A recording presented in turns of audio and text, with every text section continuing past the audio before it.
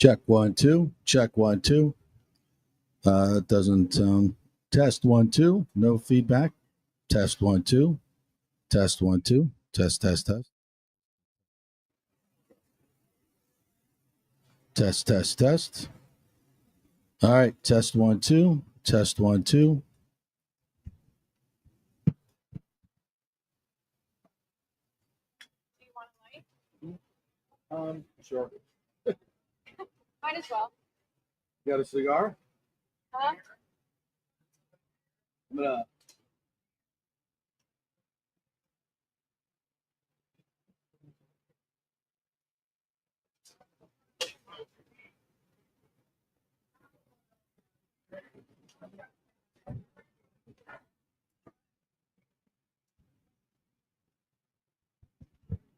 Test 1 2.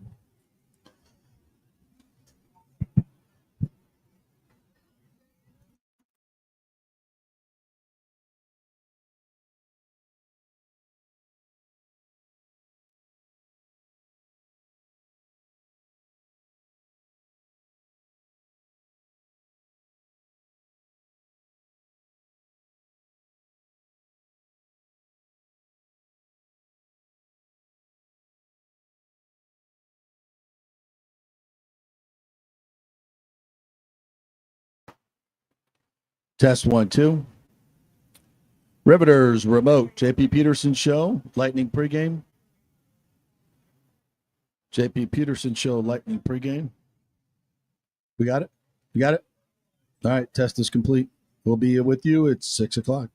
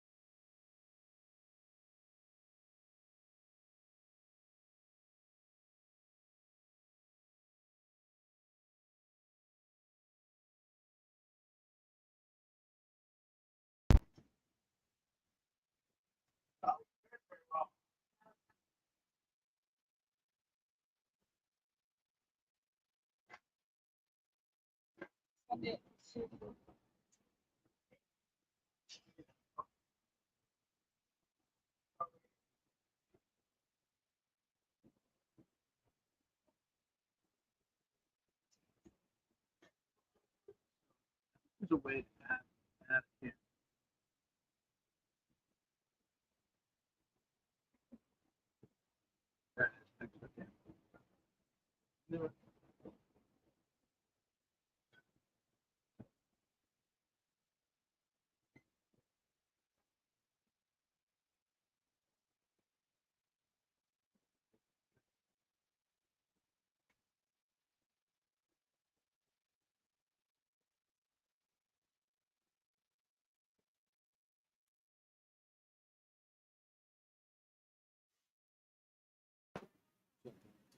Check 1 2. Check, check, check.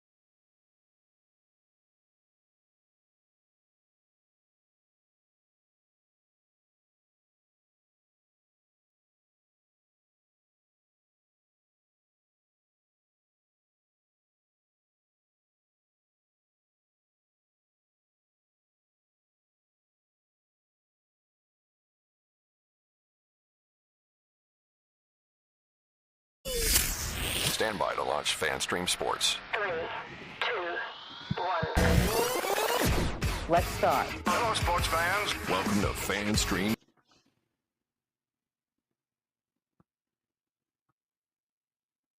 Sports. Nothing but pure sports. This is the JP Show. JP, it is so good to hear you back on the air.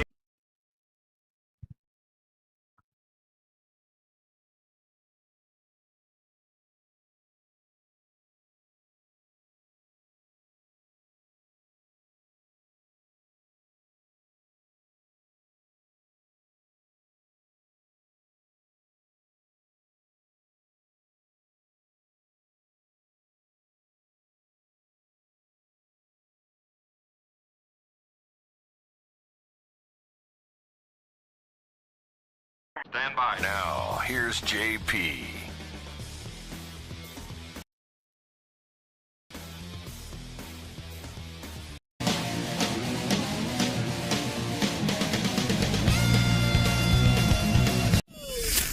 Stand by to launch FanStream Sports. 3, 2, 1. Let's start. Hello, sports fans. Welcome to FanStream Sports. Nothing but pure sports. This is the JP Show. JP, it is so good to hear you back on the air. Stand by. Now, here's JP.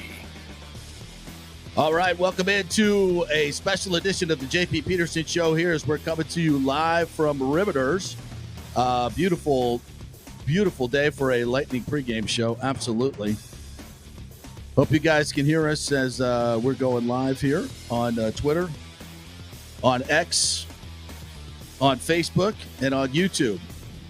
We are live at Riveters here tonight for this pregame show as the Lightning get set to take on the Panthers Game 4. So if you're looking for a place to hang out and watch the game tonight, why not come down to this beautiful place here just south of Steinbrenner Field in Ray J, just north of 275. A tremendous happy hour going on right now. We got specials going on tonight: $6 Tito's, $6 Jack, $6 margaritas, $6 signature air raid lemonade, and plus all the great food specials that are going on as we get set for this Game 4 tonight, which is going to be a Donnybrook, an absolute Donnybrook. So thank you guys so much for checking in. If you're, once again, looking for a place to hang out tonight, this is the place to be.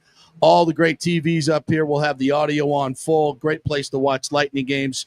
The happy hour specials are going on right now. They'll go on till 7 o'clock till game time, and then we have all these specials tonight. These will go on all night long. $6 Tito's. How about that? $6 Jack, $6 margaritas, and $6 signature air raid lemonade. So come on down and join us here at Riveters. We also have some sporty hats. You see these sporty hats right here. We gave out a password earlier today on Twitter and the X machine. So if you have the password, come on down. We'll get the first 5 folks. We'll get these great FanStream Sports hats that I'm wearing right now. You can see the bar here at Riveters. A few folks checking in, getting ready for this Lightning game. So we hope you guys come down and join us. Corey Long's going to join me, who covers the Lightning for the NHL. He'll join me here about 6:15, 6:20, and we'll get his thoughts on the first 3 games as the Lightning come into this. Down 2-1 to the Panthers, but coming off a rousing Game 3 win, 5-1 over the Panthers. And as many of you know, there was some controversy in that game as well. We'll get to that in just a second with Matthew Tkachuk. The big news is Anthony Cirelli is going to play tonight. He played very well in Game 3, injured at the end of Game 2, as many of you know, did not play most of the second period, and that's kind of when things got out of whack a little bit. And Brandon Hagel will be back from his suspension, and Cirelli will be playing tonight. So we'll see how John Cooper lines up the lines tonight, and with Cirelli back in there. Talked a little bit about the controversy, and Matthew Tkachuk took a dirty hit on Jake Gensel at the end of Game 3. The game was over. It was decided. The empty netter right after that hit made it 5-1. So Gensel was watching as Cirelli went down the ice and scored the empty net. And meanwhile, Tkachuk was doing exactly what he said he was going to do in front of the refs in Game 3, all throughout Game 4. So there is no question as to the intent. Now, I know guys chirp all the time, but if you chirp all the time, you say, I'm going to run you, and I'm going to run you, and I'm run you, and then you go do it, when clearly the puck is away from Gensel for at least a count and a half. He's lining him up for a shot. Gensel is not looking. It was called a major, an interference major at the time, 5 minutes, but that was immaterial, unlike the Hagel one, which took him out of the game for 5 of the final 10 minutes in a 1-goal game. So when you're comparing the two hits, yes, was Hagel's hit interference? Yes, because Barkov did not play the puck. He was going to play the puck, had his stick lifted, and when Hagel was making his decision to hit Barkov, it was as he was about to play the puck and got his stick lifted. It wasn't as if he clearly saw Barkov pass the puck away and then another count and a half, as it was with the Tkachuk hit. So the NHL, in their infinite wisdom, decides not only to not suspend Tkachuk, but to not even have a hearing.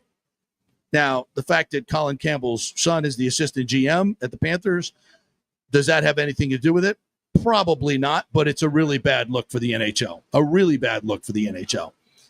When you compare the two hits, there's absolutely no comparison when it comes to the flow of the game.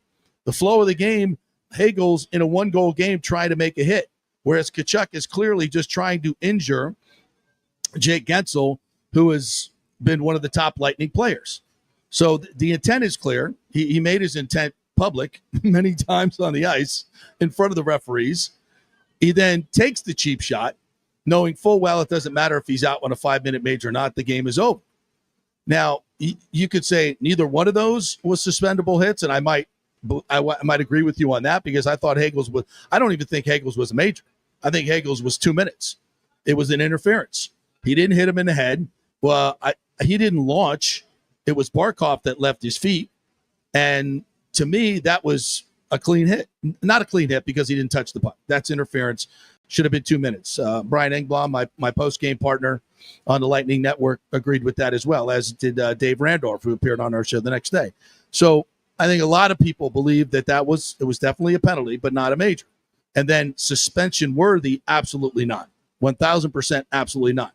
But if you're going to suspend Hagel for Game 3, how can you not suspend Matthew Tkachuk for Game 4? It's absolutely ludicrous, if you ask me.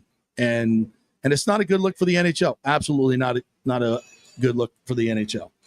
Sir Ove O is in our comments saying, great quality. Good. Everything looks good. You can see everything, hear everything.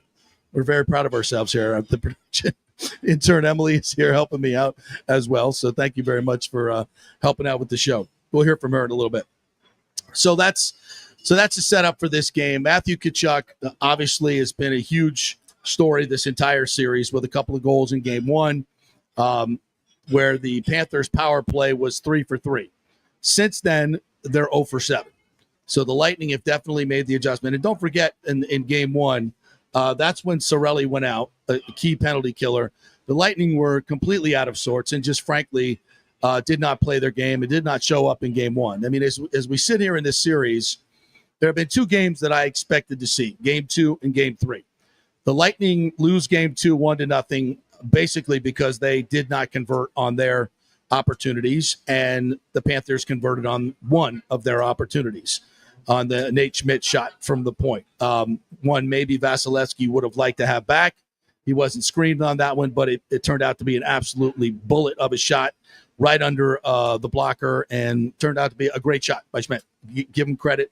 You tip the cap, but it's probably one that Vasi would want back. He stopped everything else. So he's given up basically 2 goals since then and done a hell of a job. I thought he was absolutely fantastic in Game 2 and Game 3. It's the Vasi that we've come to know in the playoffs. So I expect to see a very similar game tonight. Both of those games, 2 and 3, were toss-ups. The Panthers dominated Game 1. The Lightning, for whatever reason, did not show up physically, did not show up emotionally, and it was a giveaway game, 6-2. And so we sit here, that being the difference in the series. So I expect another very close game tonight, a very tight checking game tonight. I don't expect a ton of scoring tonight unless it gets a little bit out of hand in the third period. And it's going to be a physical, absolute war between these two teams, which is what you want in playoff hockey, which is absolutely what you want in playoff hockey. And personally, I can't wait to see it. It's going to be absolutely fabulous to watch.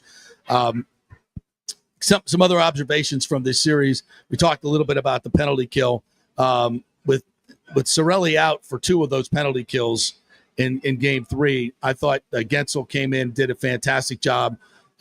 Nick Paul subbing in there as well. Glendenning coming in, subbing as well. Or not subbing, but on the second penalty kill.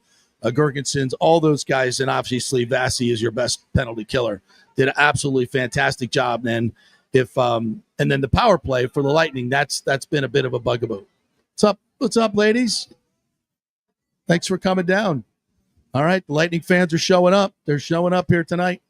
And we really appreciate you guys coming on down. This will be a great place to watch the game. If you haven't been to Riveters, as you can see, it's a nice little indoor-outdoor facility they have here. There's an indoor port that's air-conditioned, very, very nice. If you want to be the al fresco and it's going to be a beautiful night, you can do that as well. So it'll be a fantastic place to watch the game tonight. We're going to have the Lightning audio up, and great time to watch the Lightning even up this series tonight. As I was mentioning, the Lightning power play has, it's frankly got to be better. It's got to be better. The opportunities that they're going to get opportunities.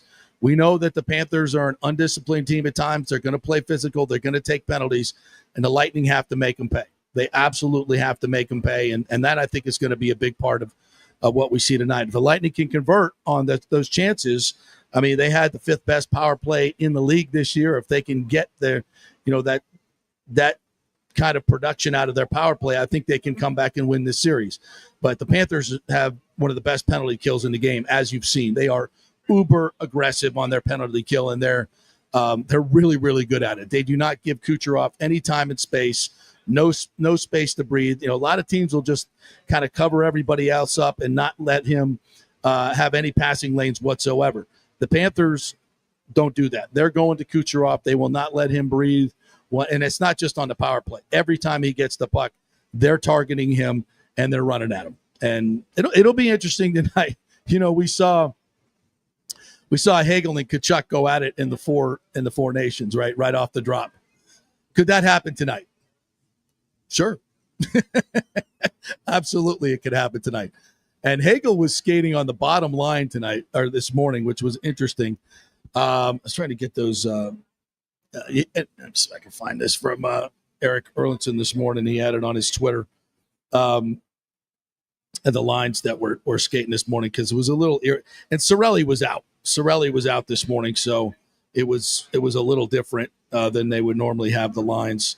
Yeah, so it was Gensel, Point, and Kucherov, Hagel, Atkinson, Geeky, interesting, Gord, Paul, Gonzalez, and Gergensons, and Glendenning, and Chafee. And Sorelli was not skating. The D pairs were Hedman, Moser, McDonough, Chernak, Lilleberg, and Perbix with Radish as the 7th. So that's what we saw this morning. How that transfers into it, we'll see. So should be an absolute battle tonight. This is a great place to come down and watch it. So come on down here to Riveters. Once again, just get off on Dale Mabry, head north, and it's about a quarter mile up on your right next to the spaceship. You can't miss it. And the food is absolutely fantastic. We had the wings here. Emily, I think we're going to have the wings again. We could definitely order some more wings. Absolutely. The wings, and during happy hour, $12 for 8 wings. Absolutely fantastic. They're not the heavily breaded kind. I don't like that kind anyway. They're baked, they're light, and they're absolutely fantastic, whatever sauces you want. By the way, they make all their sauces fresh here. The blue cheese is amazing. The ranch is amazing. Everything is fresh. They have no freezers except for their ice cream, and the food is fantastic. The burgers are humongous. And once again, fresh beef and the prime rib sandwich, absolutely to die for. And as we mentioned, the most important part, tonight, all night long, we got $6 Tito's, $6 Jack, $6 margaritas, $6 signature air raid lemonade. I might have said 5 before because I don't have my glasses on. So sorry, prices changed. $6, they didn't change. It was my eyes. $6 Tito's, $6 Jack, $6 margaritas, $6 signature air raid lemonade. So come on down to Riveters. Enjoy this watch party tonight. We're going to stay all night long doing giveaways with our hats. We got some T-shirts for you, and maybe some other fun stuff as well that we can give away. All right, couple of comments coming in. Good to see you guys in here. Bucks Basement, the series is 2-1. Anything can happen, but something got to be done about how the Lightning have done during their power play, not just the playoffs, but the last 2 years. it's crazy. Yeah, it's got to be better. It's got to be better, and it's a huge key to what they do. Gensel has been used. Boy, there you go. You're on. Gensel has been used in certain different ways, and you saw last game they even had Kucherov kind of cycling up to the top. So they're changing things up. They're giving it a bit of a different look, but they've just got to execute and find a way to beat Bobrovsky on the power play. Buchan says Panthers been great at pressuring us and giving us no room on the power play. Absolutely. You got to tip the cap. I mean, the Panthers are the defending champions for a reason. They're an excellent, excellent hockey team. And let's just be honest, they're built for the playoffs. They're big, they're strong, they're physical. Is it a quote bad matchup for the Lightning? Well, the Lightning have to impose their game on them. I thought they've met the physicality. They actually out-hit the Panthers in game 2. They've met the physicality after they give up game 1. They've met the physicality. They met emotionally. They've met that intensity. So I think I expect to see the same game tonight. Now, I mean, obviously this is a hugely pivotal game. The Panthers go up 3-1. It's going to be a very tough road to climb. For the Lightning, if they can get this one, great. And then they got to come back and figure out a way to win on home ice. I think it's 8 of their last 9 that they've lost in the playoffs on home ice. And I think 3 of those have been in overtime.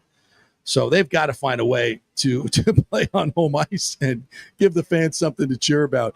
The Lightning faithful have been a little surly, or were a little surly before game 3 on social media. And I don't blame them. I mean, when you go to 8 games and you spend all that money for tickets and you come away with an L in the playoffs, that gets old after a while. And obviously the Lightning are doing their best to win these games, but they just haven't fallen their way. And to win the series, obviously they're going to have to win at home. So, but get this one first. Game 4 tonight. Game 5 will be Wednesday. And let's just take care of business tonight. And it'll be interesting to see what adjustments Paul Maurice makes as well with his last change and the matchups. So 2 of the best coaches in the game, absolutely, and can't wait to see how they match up tonight and how some of the strategy will play out tonight. And evidently both coaches have confirmed that they only hit players that have the puck. And if you don't know of which I'm referring, Paul Maurice said that when asked about the Hagel hit. And obviously when John Cooper was asked about the Kachuk hit, he retorted with the same thing. Absolutely. We only hit players with the puck. Absolutely fantastic. All right. We're going to take our first break and come up on the other side, and hopefully we will get our good friend Corey Long, who covers the Lightning for the NHL.com website. We'll get his thoughts on tonight's game. We might even talk a little Bucks draft because Corey obviously covers the Bucks well, so we will do that. So quick break. We'll come back on the other side, and Corey Long will join us. We're live from Riveters here in South Tampa, just south of Ray J and the Stein, just north of 275. We're having a watch party here tonight. We'll be giving away stuff and, of course, the great food and beverages here at Riveters. Stay with us. Ciao, Paolo Tini here, owner of Caffè Paradiso, voted number 3.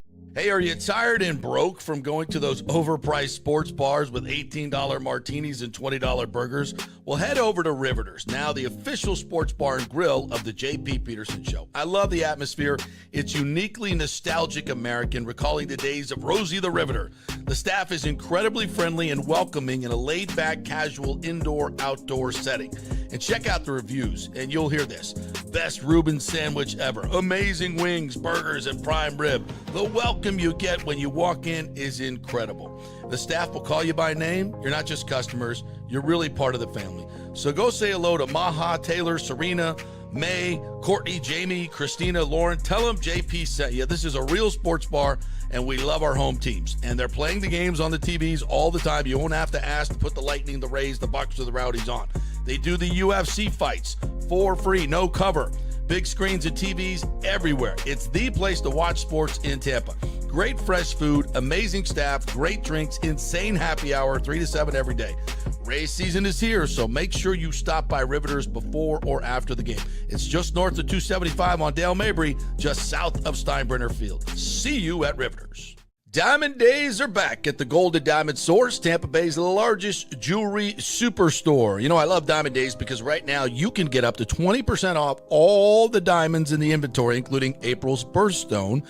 Plus, you can take advantage of 0% financing for up to 5 years. This means that if you finance $5,000, your monthly payment would only be $83. Best of all, your Gold and Diamond Source diamond never loses its value. And listen up, all soon-to-be newlyweds, here's your chance to win a $2,500 shopping spree at the Gold and Diamond Source, along with a wedding cake for up to 100 guests, created by the renowned celebrity chef, The Cake Girl, as seen on the Today Show. Entering is easy. Simply visit the Gold and Diamond Source on Omerton Road for your chance to win big. If you want your special someone to say yes, make sure it's a Gold and Diamond Source diamond. Visit us at 3800 Omerton Road in Clearwater. Spring means a time of renewal and Rays baseball, and the folks at Italiano Insurance want to welcome the Rays to Tampa and remind you it's time to renew those insurance policies with the now famous Italiano Insurance Checkup. Let the experienced and friendly agents shop your policy for the best price and coverage. Famous for saving me over $1,000 on our auto insurance last year and over $500 on our homeowners. Now that's a grand slam. Might as well get a double play by adding flood insurance and business insurance to your portfolio. Costs less than you think, and trust me, you do not want to risk your home or personal wealth. That's a big whiff. So step up to the plate and call 813-877-7799 and chat with the all-star agents at Italiano Insurance. 813-877-7799 or go to ItalianoInsurance.com. Go Rays! Let's go. Right now, back to the show on FanStream Sports. All right, welcome back to Riveters here as we roll on our Lightning pregame show here, special edition of the JP Peterson Show. We thank you so much for jumping on, whether you're watching on Facebook, X, or on YouTube. Thank you so much. You can comment as well on those particular platforms, and we'll read your comments here on the air. But most of all, come on down here for the watch party tonight as we get ready to watch Lightning and Panthers Game 4 here live from Riveters. $6 Tito's, $6 Jack, $6 margaritas, $6 signature air raid lemonade. So you can be balling on a budget here at Riveters tonight. All right, let's bring on our good friend Corey Long, who joins us frequently on the show. What's up, Corey? How are you? Not much. Doing well. How you doing? Getting ready for this game. Yeah, this is going to be fun tonight. Let me get your quick take on the Tkachuk situation. Did you think he should have been suspended? What are your thoughts? No, I don't think Hagel should have been suspended either. So independently, I don't think either hit was worth a suspension. Hagel got suspended. Chuck didn't, and that's what it is. And I don't think it that's just what it is. And we've watched enough NHL hockey over the years, especially on the playoffs, that the officials are always gonna, and these decisions are always gonna take the forefront because of how inconsistent they've been over ever. Over ever. So, yes, forever, yeah, no question. So, but to be truthful, if I'm the Lightning, I want him in the lineup. You can't knock his ass out if he ain't playing, right? That's a great point. An absolutely great point. So let me push back a little bit. With Hagel being suspended, I mean, that has to be included in the equation here. Tkachuk sit was so much worse because of the time and the situation. The game was over. He knew a 5-minute major was meaningless, and he was trying to injure one of the Lightning's top players. And plus he has a history. So all the time, are we not told that players with history get looked at a different way? So given the context of Hagel getting suspended, how can you not suspend Tkachuk? I didn't think either hit deserved a suspension, so I can't look at one and say that because it happened with one guy, it should happen with the other guy. Again, I acknowledge the inconsistencies, and I'm not surprised. And I think it's what's his name, George Parros, I think, runs the Department of Player Safety, and it's basically his call. And I mean, he didn't want to suspend anybody ever at one point. He basically 1 year was going to let Tom Wilson get away with everything short of assault with a deadly weapon. He wasn't going to suspend. Gary Bettman had to actually jump in and say, no, the optics look really bad if we don't suspend this guy for this. So, it is what it is. And, like I said, I don't think the Lightning care. And I think from a standpoint of just having an edge, I don't want them to change anything on their team. You went in there into their barn without one of your top players, probably your most versatile player, went in there, kicked their ass. You don't want to make any changes. You want to do that again and start getting in their head and making them think that they really can't deal with you 5-on-5. So I don't know if I want any changes on their end. I don't know if I want them to have that extra, have that little bit of a motivational edge that they got to do this, they got to change. No. I want everything the same. I want to beat you at full strength. I want to get in your head and let you know that this team can compete. They can compete. They can handle what you have without one of their best penalty killers. They killed off all the penalties on Saturday. I mean, so you just want to ride that wave, really. You don't want anything to disturb that. Interesting take. Corey Long joining us here and covers the Lightning for NHL.com. All right, what is going on with the Lightning power play? What do you see as the actually not much? No, they ain't seeing much. I really what's the problem is a better question. I guess I'm going to give the Panthers PK exceptional credit for how good they are. Yeah. And I'm going to say the Lightning just haven't been able to adjust to it. And frankly, as I start to look at this, I think even they started to realize that if we're going to win this series, we're going to have to win 5-on-5. And that was what this team was built for. That's why they made the wholesale changes, was to be a better 5-on-5 team and not be so reliant on the power play. Now, obviously, you want some production. Really, ever since game one, I don't think either power play's gotten a goal, and they've both had plenty of opportunities. I mean, I think the Lightning killed off a 5-minute in game 2. So it's. I would say this. If they wanted to in game 3, I think they could have gotten through. To be honest with you, I was sort of thinking in the back of my head, maybe they'll be a little greedy and try to get one just to kind of boost the confidence of that group. But they also decided to play it safe. Don't put your top guys out there and, let them get run at. And I understand that as well. So, but I just think the Panthers have been really good on the PK. I think the Lightning have been very good on the PK the past 2 games. And, the power plays, they're getting both teams are getting plenty of power play time. It just isn't happening. Isn't happening. Yeah, we'll see what adjustments the Lightning can make tonight, if any. But I would agree with you. Their penalty kill has been absolutely smothering. When you look at the 5-on-5 play, I think the Lightning have, at least the games 2 and 3, has been pretty even. Would you agree with that? Yeah, absolutely. Yeah. I would. Yeah, it's to that end. When I look back at game 1, I have no idea what team that was that showed up for the Lightning. And that's really the difference in this series right now. What's your take on that? What do you think happened in game 1 for this Lightning team?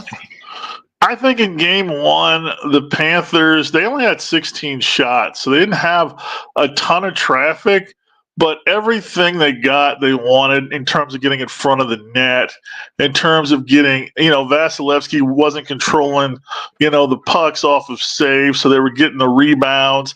I just think it was a failure to man the area, the area around the blue paint by the Lightning defense. They just didn't have it that night. They weren't really diligent at taking away the middle of the ice. They weren't diligent at, guys were getting in there on redirects.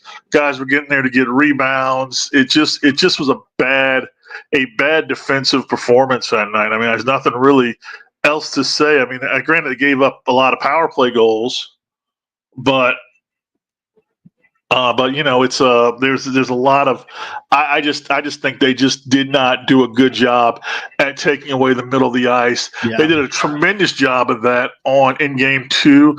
Maybe not as good early in game 3, but as the game went on, Vasilevsky faced a lot of shots. I think he faced 34, but I think the high danger opportunities were not there weren't so many. And if you look at this series, the Lightning have dominated those sort of analytics in terms of they've had the higher danger chances, they've had more scoring chances, they've had a lot more zone time, they've had more of everything, and that included game one where they just they couldn't just seem to get the pucks in the net, and everything that was going the other way, it was one of those, as they'll often say, every mistake that we made ended up in the back of the net. That was game one. Every mistake that they made ended up in the back of the net.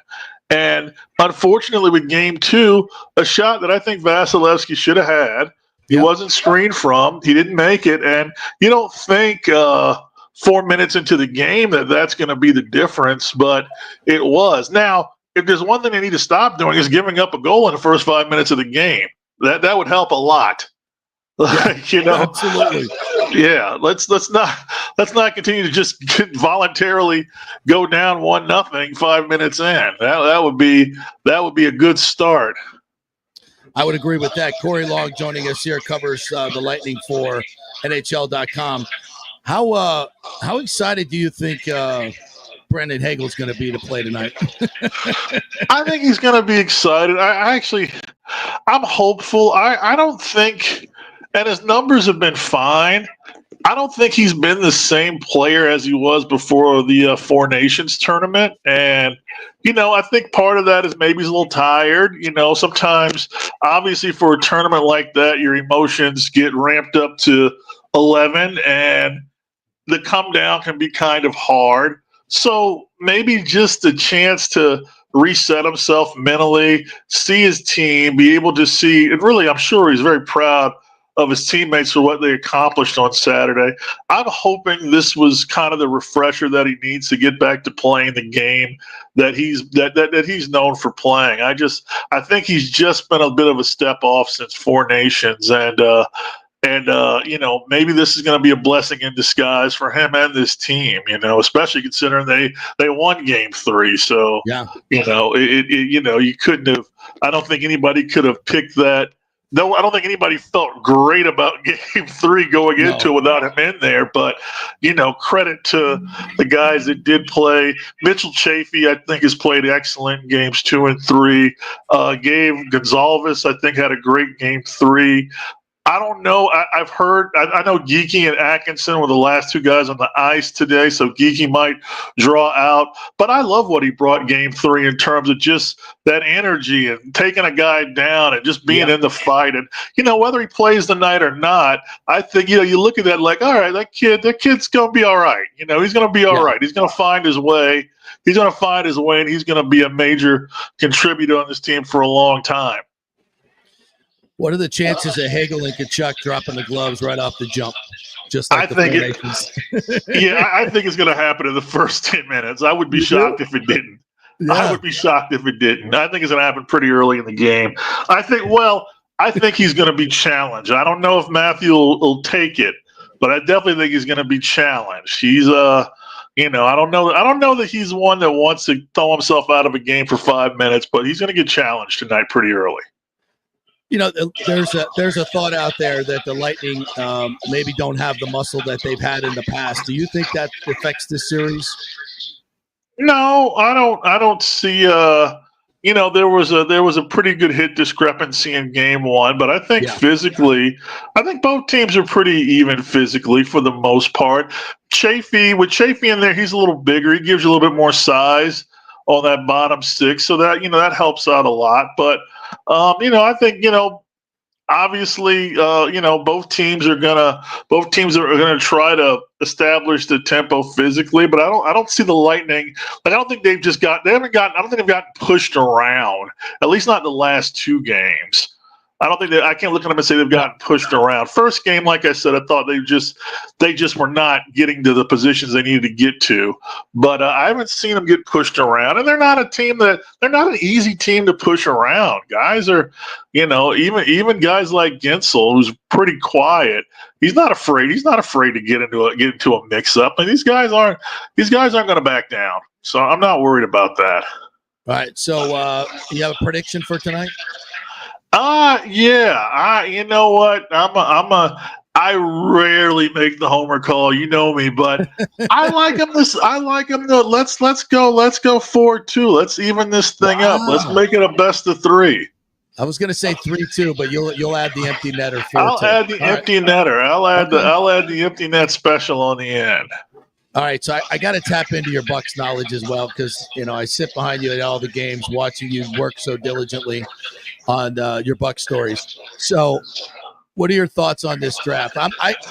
I could go one of two ways. I really wanted them to get out with an elite edge rusher, which I think they could have taken, but I have a sneaky suspicion that Jason Light might have something in the works, maybe with Trey Hendrickson. I don't know, but what were your thoughts on the draft? I was, when I looked at it, coming down, I knew there were, as things had broken down, I thought there was one edge rusher that I liked at their spot that I thought, okay, James Pierce Jr. out of Tennessee was a guy I liked, and I said, okay, that might be their guy. But I wasn't shocked they went with basically what I thought was the best wide receiver outside of Travis Hunter in the draft, in the sense that, Godwin hasn't made it through 2 of the last 3 seasons. Evans was banged up a little bit last year. These guys are getting older. I think you've got, Jalen McMillan. You've got some nice guys, but I don't know if you have a true number 1. I think this guy might be the closer thing to a true number 1 down the road. And I just think they want a little bit more explosive action in the outside receiving game. And, so I understand that pick. I understand that they did it realizing that there were not a lot of great edge rushing situations on day 2 for them. So they went cornerback. Really, I like the Morrison kid out of Notre Dame. I think, I know he had the hip thing, the hip injury, and if he's fine, he's a really good athlete in the secondary, really well coached. I love most of the athletes in that Notre Dame secondary this past year. So, I like that pick, and I think that they went. I think David Walker, small school kid, interesting player. I think he had a really good Senior Bowl. He was really explosive in the Senior Bowl. So maybe you get a nice middle round steal there. But I also agree with you that other things might be in the works. And if the one thing about Jason Light, the one thing I've always, I don't think if he doesn't feel it, he's not going to do it. Whether it's a need or not, if he doesn't feel it, he's just not going to do it. Sometimes sometimes picks just don't work out. But I think, if he doesn't feel it, he's not going to do it. This is, you can't say this team has ignored these positions over the drafts. I mean, the last 5 or 6 drafts has either been offensive line or somewhere in the front 7. So, they obviously understand how important, the trenches are, but I also think, they want to also, the draft is an opportunity to meet current needs, but you can also meet future needs. And I think they saw a special player there at 19 that, might have dropped a little bit more than they thought he would. And that has a chance to be, a Pro Bowl caliber wide receiver in this league. And they decided that was too much to pass up. And there's nothing wrong with that. You still got to score points in this league. And Ibuka, as I thought about, is wide receiver a need position, and the more you think about it, it is. For the reasons that you talked about with Godwin, and I think it also tells us they're not sold on Jalen McMillan, despite his late season heroics in the touchdown category. I think they're. I don't know if they're sold on him as a future slot receiver, obviously, or they wouldn't have taken Ibuka. I think they were, and maybe Godwin not, as you mentioned, not as healthy as they thought. So I think it might be a bigger need position than we really think. And as far as edge goes, they signed Hassan Reddick, which I think was a fantastic sign. That's obviously not a long-term solution. Yaya Diaby obviously has been really good, but I still think there's room for one more. And it wouldn't shock me if they went to the move with Trey Hendrickson. I'll just say that. Yeah, absolutely. I mean, there's going to be a situation out there for them to do something. Yeah. And, they want to have the flexibility to be able to do that. And I like Tez Johnson at the end, the 7th rounder that looks like Bucky in the slot. I mean, That kid is electric, and I don't care. The fact that one of the biggest shocks I ever saw was that he runs a 4.51 because he looks like 4.2 on tape. He looks much faster in games. He looks much faster in games. So, yeah. I think, at that area, I thought, you talk about value for a 7th round pick. Yeah. You can get, right off the bat, I feel like he's a guy that can really contribute on special teams, can really do some things in some different areas and grow into having a role on the offense. And Roberts, too, from SMU. That kid, when I looked at his numbers, I was like, how the hell did this guy last till the 5th round? The most quarterback pressures in FBS, 6'5", 275, 280. It looks like he has tremendous pass rush moves. His tape is fantastic. How the hell did he last till the 5th round? I think it just shows you just the craziness of the draft and the fact that, every team, they're going to have 6, 7 selections and guys just fall. A guy that you think is going to go late in the 1st round might end up being the best value pick in the middle of the 3rd round. It just, there's just so much depth of talent in football that guys just slip under the cracks. And, and you want to, and that's the beauty, when you pick in those 4th, you pick on that 3rd day, you want to find those guys. You want to find those guys that can come in and that you think 2-3 years from now, we look at them and say, wow, that 5th round, that's a steal. Yeah. All right, Corey, appreciate you jumping on with me, partner. Next time we'll have you come down here and enjoy some of these wings because they are fantastic. Have you been to Riveters, man? I've been to Riveters quite a few times. Amazing food. The wings, the truffle fries are tremendous. Yes. Love all the burgers. I think they do a great job there. It is a wonderful place to watch a game, wonderful place to grab a bite, grab a cold beer, do all of those things at once. All right, so Game 6, if we do a show, you're here. Yes, Game 6. Right. I'll be there. All right, buddy. All right, thanks, man. Appreciate it. Corey Long right there. All right, thank you, Corey, for joining us. I love his take on the draft and also on this game tonight. 4-2. He likes 4-2. Lightning. I love it. All right, we'll take one more break. We'll come back on the other side. We'll talk a little bit more about this game tonight as we'll set it up for you. We're live. Hey, JP here for my concierge. Stand by. We're live at Riveters, just north of 275, just south of Ray J, right here on Dale Mabry, right near the spaceship. You know where it is. Tremendous food. We got a great specials going on all night long. So if you don't want to spend your mortgage on your bar tab tonight, $6 Tito's, $6 Jack, $6 margaritas, $6 signature air raid lemonade. Plus, we got fantastic food here as well. Get here before 7 o'clock, and you can take advantage of those happy hour specials with the wings, $12, the $8 chicken buffalo chicken spread, which is absolutely fantastic, the dip there. So try that as well. All right, we'll take a quick break. Come back here to Riveters. Stay with us. Hey, JP here for my concierge. Ciao, Paolo Tini here, owner of Caffè Paradiso, voted number 3 People's Choice Award on Open Table. I want to thank all our loyal family of customers that have been enjoying our great traditional Italian dishes we make from scratch every day. It's a great family story we're proud of. Our family moved from Rimini, Italy in 1984. My dad, Caesar, started Donatello, and that's where I got the start in the restaurant business. I started Caffè Paradiso on South McDill in 1995, and we've been there ever since. From our traditional ossobuco, a veal slow roast for 4 hours, to our daily fresh catch, the Gruppo Paradiso, with a piccata sauce and lobster claw meat, homemade pasta like lasagna, farfalle salchicha, which is a bow tie pasta homemade with fresh sausage. Hold on a minute, JP's favorite. I love it. So come and have a glass of wine with me on South McDill. Get a reservation on Open Table and see all our 5-star reviews. Ciao, see you soon at Paradiso. JP here for Riveters, the official sports bar and grill of the JP Peterson Show. We're located just south of Ray J and Steinbrenner Field, so it's a great pre- and post-game spot, and the happy hour is amazing. Monday through Friday, 3 to 7. Check out these specials. $3 Bud Light drafts, $4 domestic bottles, $5 wells, $6 premium wells, $6 cocktails like margaritas. It's unheard of. And the Riveters food is freshly made daily. No freezers. Happy hour food specials include $3.50 tacos and barbecue sliders. $6 you get edamame or chips with the beer cheese, which is amazing. $8 buffalo chicken dip, my favorite. The truffle fries, chili cheese fries, also $8 at happy hour.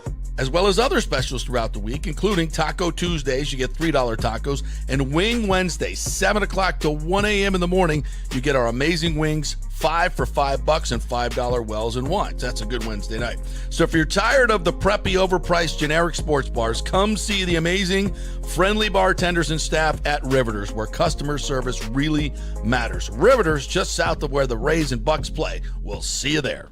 Summer is coming. Do not get caught with your unit unprepared. Your AC unit, of course. The awesome folks at Third Generation Plumbing and AC have a special going on right now. You get a free 1-year maintenance package with any purchase of a new unit. They have special 60-month financing as well, so you don't need a huge chunk up front. Third Generation has an impeccable reputation built over 30 years of doing business. They do plumbing, AC, mechanical work, anything you need around the house.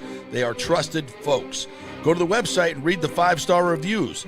Deidre said, great company that always arrives timely. We have used them for our AC both in home and business and have been very happy. The staff is knowledgeable and professional. I would recommend Third Generation again and again. So give Third Generation a call at 813-961-8024 or go to thirdgenerationplumbing.com. Let's go. Right now, back to the show on FanStream Sports. All right, welcome back to Riveters here as we are enjoying, we're about to enjoy some wings here. The fantastic wings they have here. Come on down and enjoy them with us tonight. We got a lightning watch party going on. Well, if you come down and give us the secret password, which is Kachuk Sucks, you can get a hat while they last. A FanStream Sports hat like this beautiful white hat I'm wearing right here. How cool is that? So come on down to Riveters and join us to watch the game. We'll be doing some giveaways all through the game as well. Oh, looks like we have a taker. All right. There you go. Take your pick right there while supplies last. There you go. Oh, you got a white? Yeah, the white's my favorite. Is there a white in there? No. All right. Red and blue's left. The white were very popular. All right. Thank you, man. Appreciate it. Enjoy the game. All right. We got some breaking news here for you guys from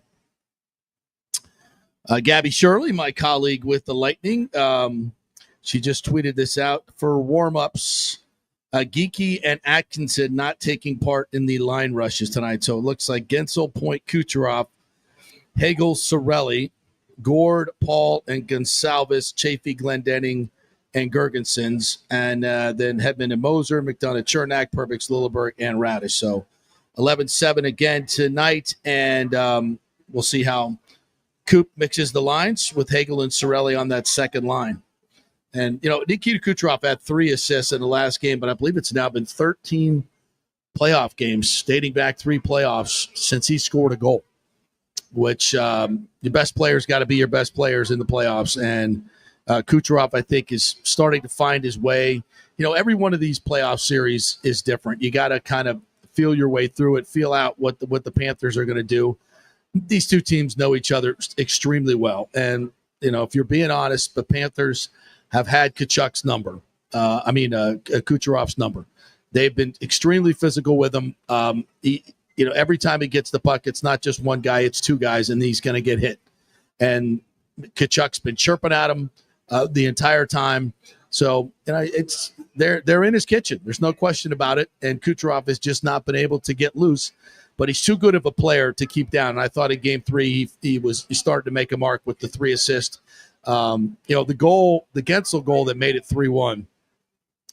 Kucherov gets the puck in the neutral zone and skates it in. Immediately, 2 Panthers go to him. He splits the 2 at the circle and gets rid of the puck, so they can't hit him. And he passes it to himself off the boards. Skates in, grabs the puck off the boards, and then kind of a no-look backhand pass. And Gensel knows exactly where to go. He goes right to the side of the net. The backhand pass is right on his stick, and it's up and over Bob's shoulder. I mean, what an absolute phenomenal play by Kucherov to set up that goal. One of his 3 assists on the night. And that was, to me, the big goal of the game and kind of put it away.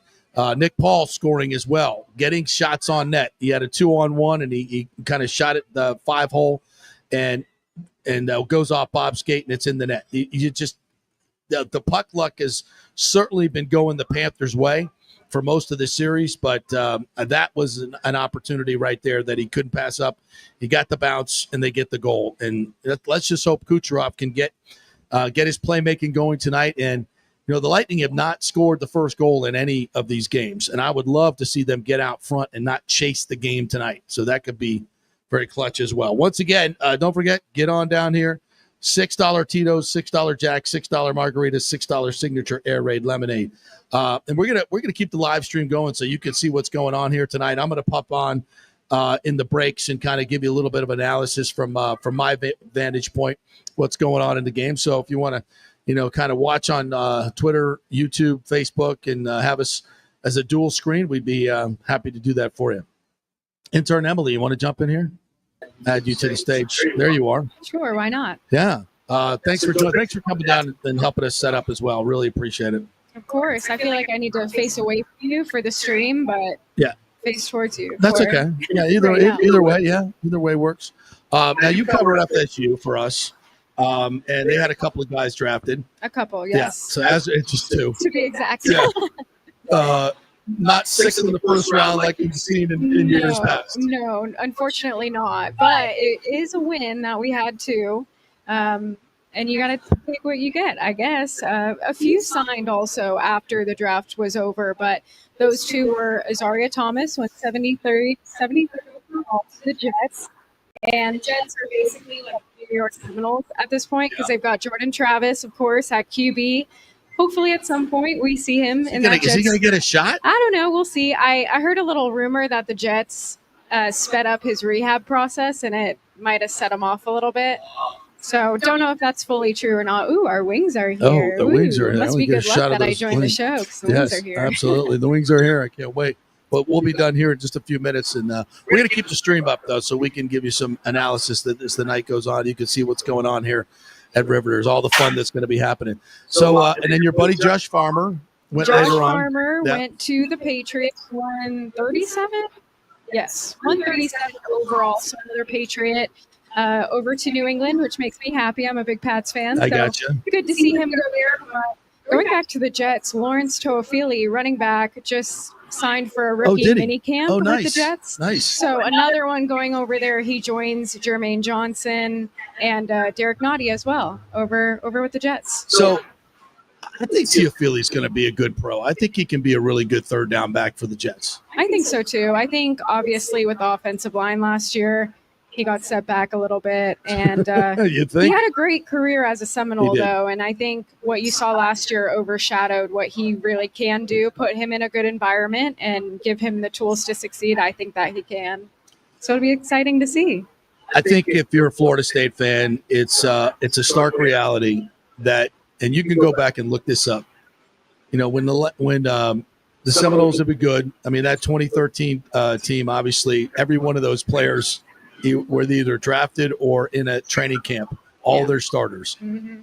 And I think they had, over the 2-3 year span after they won the national championship, I think they had 6 or 7 first-round picks. Mm-hmm.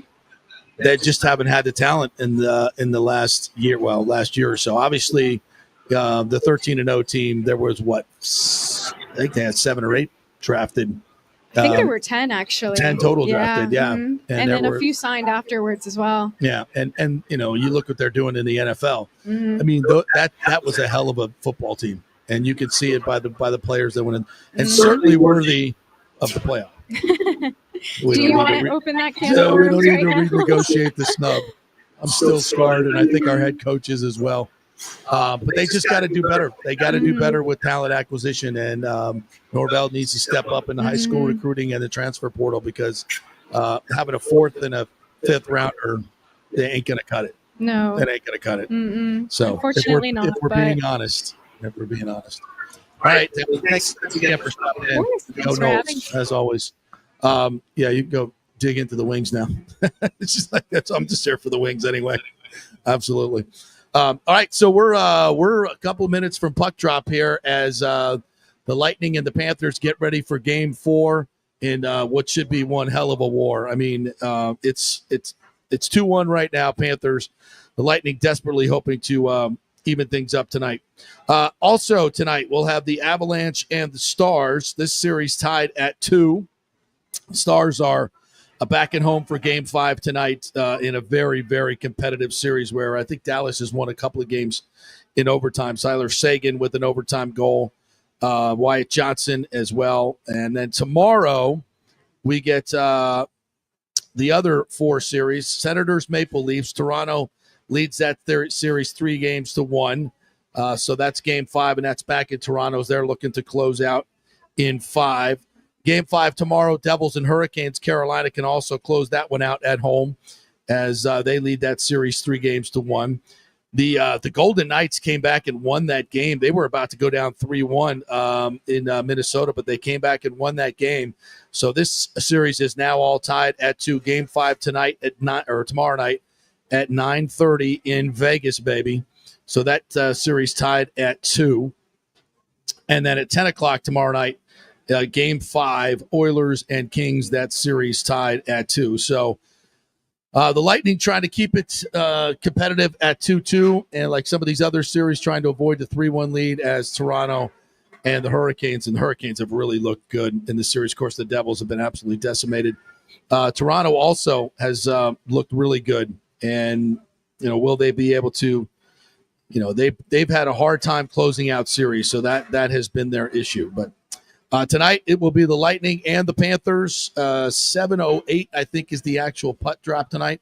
But if you're looking for a place, come on down to Riveters and enjoy some of the wings. The burgers are fantastic. They have a prime rib sandwich that is to absolutely die for, and the drinks are fantastic. And everything is really, really economically priced. We can put that succinctly. And tonight we got even better news for you. $6 Tito's, $6 Jack, $6 margaritas, and $6 signature Air Raid lemonade as well. So we're going to sign off the pregame portion of this show. We'll leave the stream up so you can see what's happening here at Riveters and see all the fun folks watching the game here. So we'll jump on from time to time and give you a little analysis in the break. So come on down here to Riveters and join us for tonight's Lightning and Panthers Game 4. Back in a bit.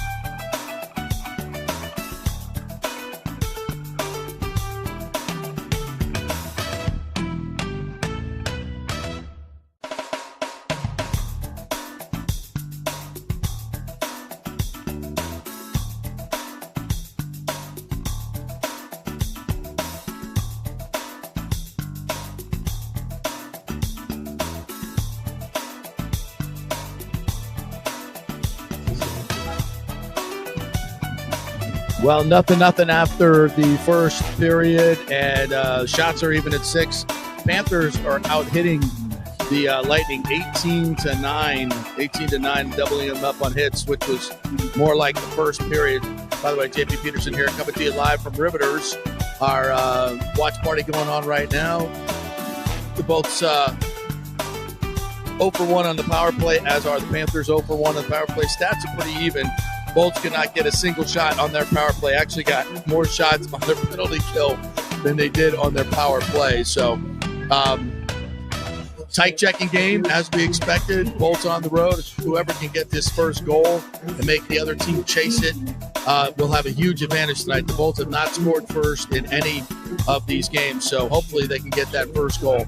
Anyway, come on down to Riveters. We still got plenty of room for you. We just had some wings. Absolutely fantastic. $6 Tito's tonight, $6 Jack, $6 margaritas, $6 signature air raid lemonade. Staff down here is absolutely awesome. The food is fantastic. Come down and get the wings. Just had it. One of the folks at our table ordered chicken sandwich. Biggest chicken sandwich I've ever seen in my life. So get on down here to Riveters. We'll be here all night long, and we'll be doing little intermission reports as we go through the game. So we'll see you in a bit.